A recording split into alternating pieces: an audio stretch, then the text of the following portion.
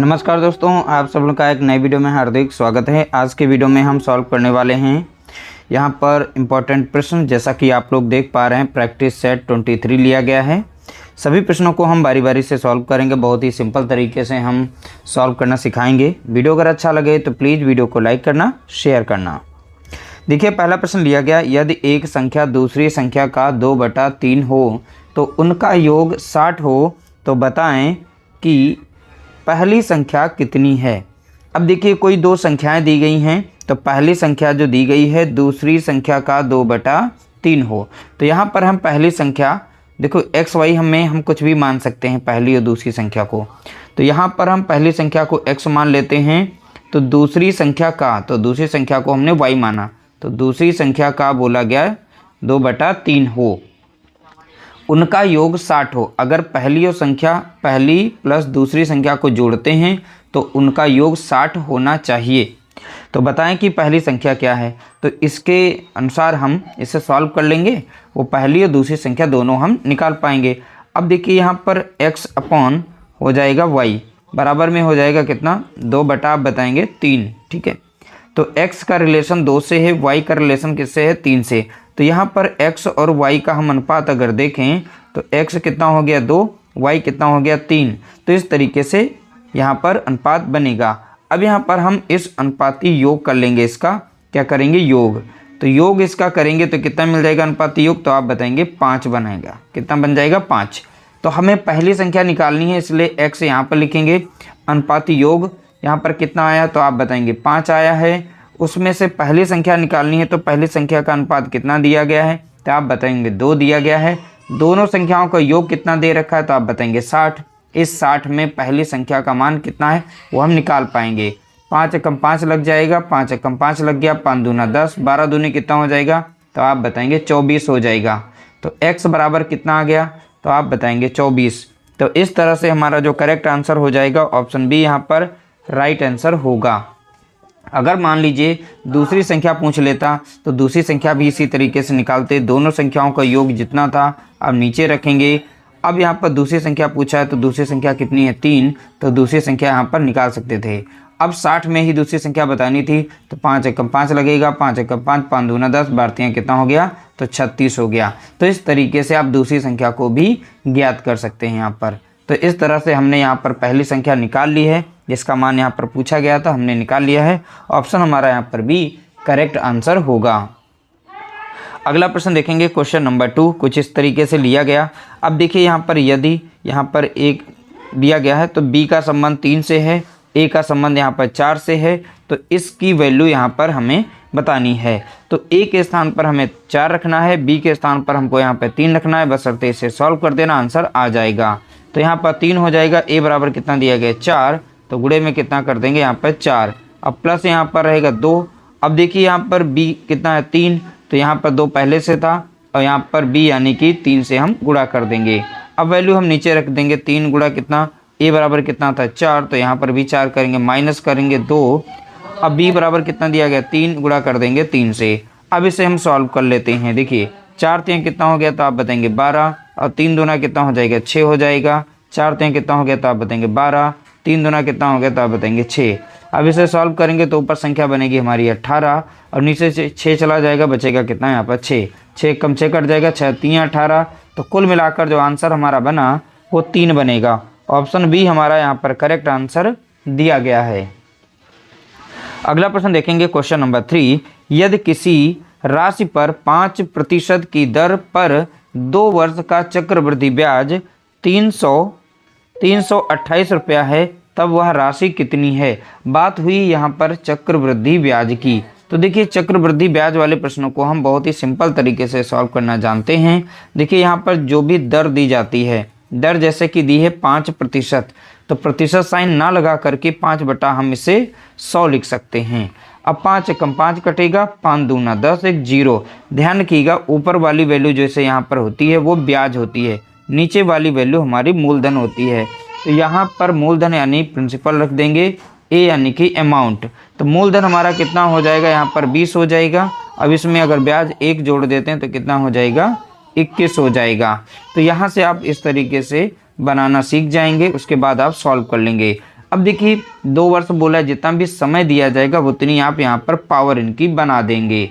Power कैसे आती है? वर्ष यानी समय से हम पावर लगाते हैं। बशर्ते आप इसे सॉल्व करिए। 20 का वर्ग कितना होता है तो आप बताएंगे 400 होता है। 21 का वर्ग कितना होता है तो आप बताएंगे 441 होता है। ये ऐसा फार्मूला है, इसमें कोई फार्मूले की जरूरत नहीं है, शॉर्ट ट्रिक कह सकते हैं, बहुत ही सिंपल तरीके से सॉल्व करना। और यहाँ पर देखिए 2 वर्ष का चक्रवृद्धि ब्याज दिया गया 328 रुपया। अब देखिए मूलधन हमारा 400 रुपया 400 यूनिट था, यहाँ पर 441 हमारा अमाउंट बन रहा है। इसमें ब्याज भी है, मूलधन भी है, तो इनके बीच में अंतर कितने का आ रहा है? तो अंतर आप यहाँ पर देख पा रहे हैं 41 यूनिट का अंतर आ रहा है। कितने का अंतर है? तो आप बताएंगे 41 यूनिट का। तो यही हमारा यहाँ पर ब्याज है। मूलधन में इतना एक्स्ट्रा हो गया 2 साल में, तो ये ब्याज बन गया। एक्चुअल में यहाँ पर ब्याज कितना है? 328 रुपया, यानी ये 41 यूनिट जो है ये बराबर किसके हो जाएगा? तो आप बताएंगे 328 के बराबर हो जाएगा। यहाँ से हम 1 यूनिट का मान निकाल सकते हैं। तो इस 328 को हम डिवाइड कर देंगे 41 से। 41 अट्ठे लग जाएगा यहाँ पर, कितनी बार? 41 अट्ठे। कैसे? अब नहीं आता तो 41 को 8 से आप गुणा कर लीजिए, 328 ही मिलेगा। 8 कम 8 हो जाएगा, 8 चौके कितना हो गया? 32। तो देख सकते हैं 41 कम 41, 41 अट्ठे काटेंगे तो 328 आ जाएगा। 1 यूनिट बराबर कितना हो गया? तो 8 बताएंगे। तो यहाँ पर देखिए इसमें 8 से अगर गुणा करते हैं तो कितना बन रहा था? 328 बन रहा था। वैल्यू क्या पूछी? राशि। तो अब ये 8 गुना जब ये थी, ठीक है, तो 8 गुना यह भी वैल्यू हो जाएगी। 8 चौके कितना हो जाएगा? तो आप बताएंगे 32 हो जाएगा। लास्ट में 2 जीरो लगेंगे, तो हमारा आंसर यहाँ पर बनेगा वो 3200 बन जाएगा, क्योंकि मूलधन पूछा था, वह राशि कितनी है? तो वह राशि कितनी है? तो आप बताएंगे 3200। ऑप्शन सी हमारा यहाँ पर करेक्ट आंसर दिया गया है। अगला प्रश्न देखेंगे, क्वेश्चन नंबर यहाँ पर 4। देखिए इस प्रश्न को बहुत ही सिंपल तरीके से सॉल्व करेंगे। जो भी तरीका बताएंगे बहुत ही आसान वाला तरीका ही बताएंगे। 8 आदमी, देखिए 8 आदमी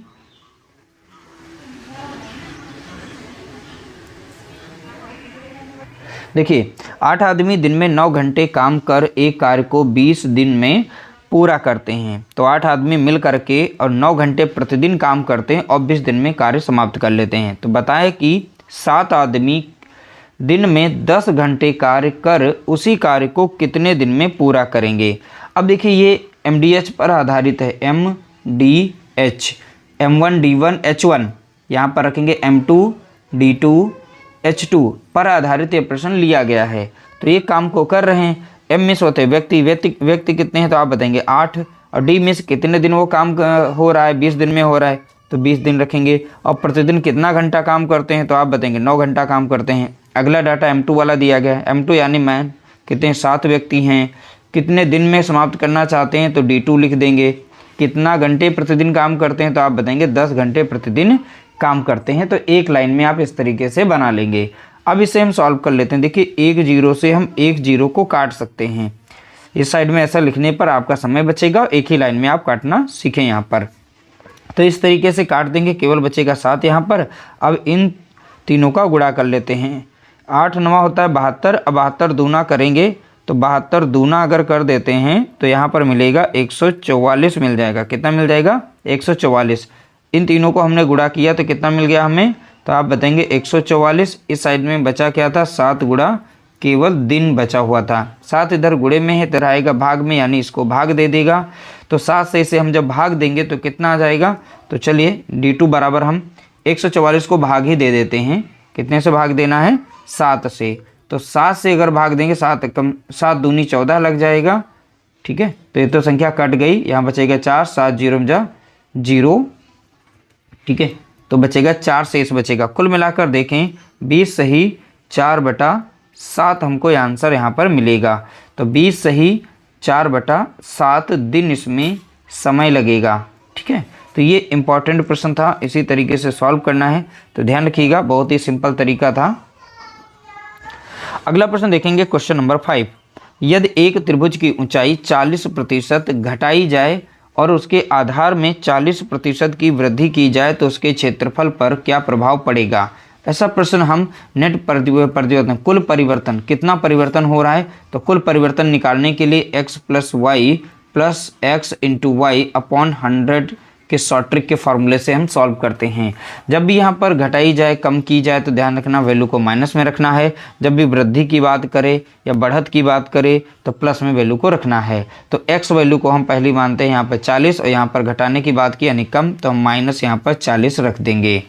अगला है आधार को बढ़ाया गया है, यहाँ पर कितना बढ़ाया गया तो प्लस में यहाँ पर रखेंगे इसे 40 क्योंकि वृद्धि की बात कर रहा है।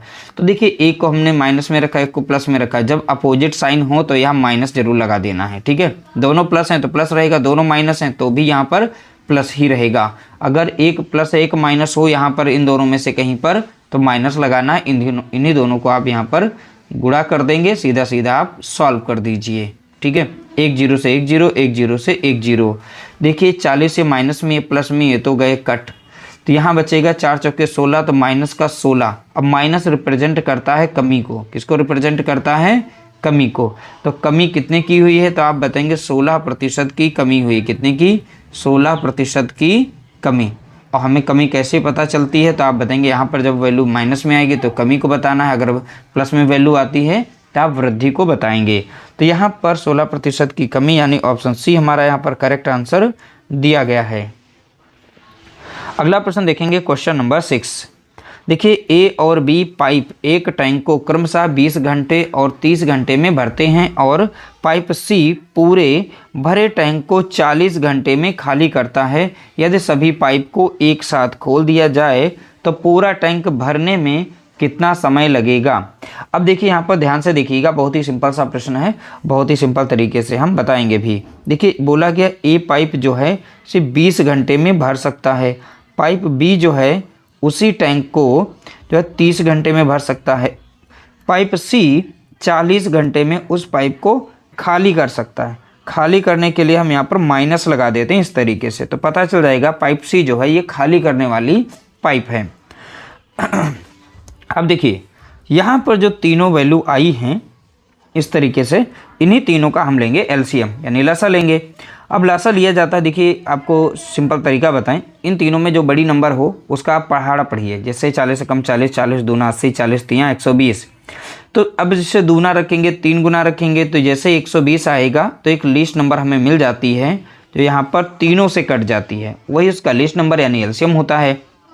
20 से अगर इसे भाग देंगे तो कितनी बार में जाएगा तो आप बताएंगे 6 बार में जाएगा। अब 20 से अगर इसे भाग देंगे तो कितनी बार में जाएगा 4 बार में। 40 से अगर इसे भाग देंगे तो कितनी बार में जाएगा तो आप बताएंगे 3 बार में।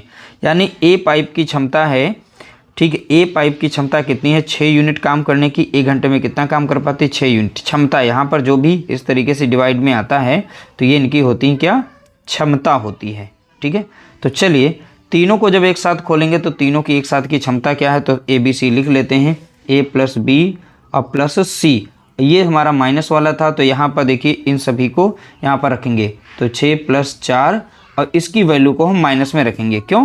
क्योंकि ये पाइप जो है खाली कर रही है, जो खाली कर रही है उसको हमें घटाना होता है। तो यहाँ पर हो जाएगा 6 4 10 और 10 से 3 जाएगा, बचेगा कितना 7। तो ए बी सी तीनों पाइप की एक साथ क्षमता कितनी हो जाएगी 7 यूनिट काम करने की यहाँ पर क्षमता आई हुई है। ध्यान से समझिएगा ऐसे प्रश्न को, बहुत ही आसान है, ठीक है। अब देखिए पूरा टैंक भरने में कितना समय लगेगा तो कुल समय के लिए हमें कुल कार्य को हमें डिवाइड करना पड़ेगा। जो भी हमारा यहाँ पर एलसीएम होता है वही हमारा कुल कार्य भी होता है। क्या होता है वो कुल कार्य। तो कुल कार्य कितना दिया गया 120 यूनिट दिया गया है और यहाँ पर तीनों की एक साथ में क्षमता कितनी निकल के आई है तो आप बताएंगे 7 यूनिट आई है। तो तीनों की क्षमता से इसे हम भाग दे देंगे।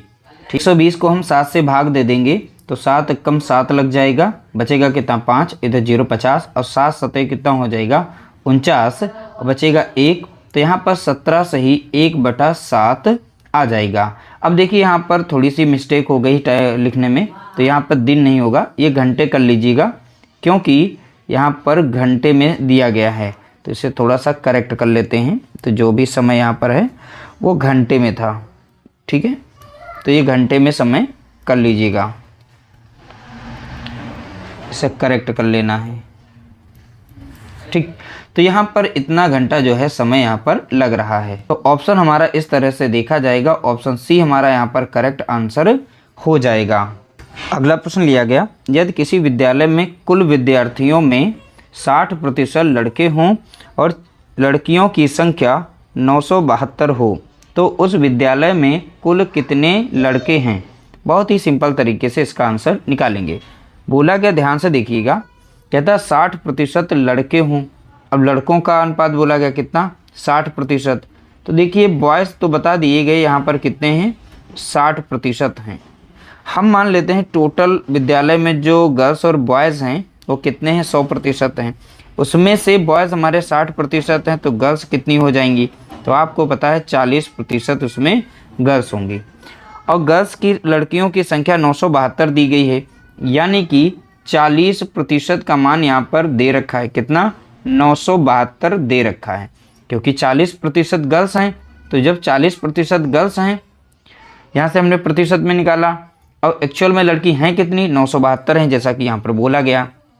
उस विद्यालय में कुल कितने लड़के हैं, तो यहाँ से हम 1% का मान निकाल लेते हैं।